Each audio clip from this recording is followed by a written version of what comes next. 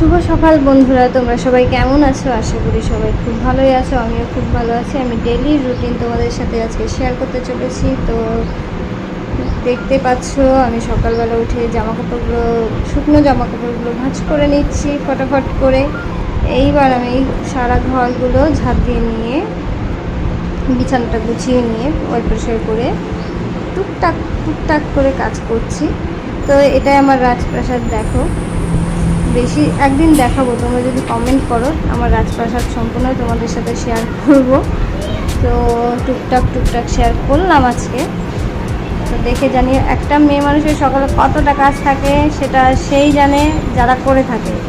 তো তোমরা দেখে জানিও আমার কাজ এবং ভিডিও কেমন হচ্ছে।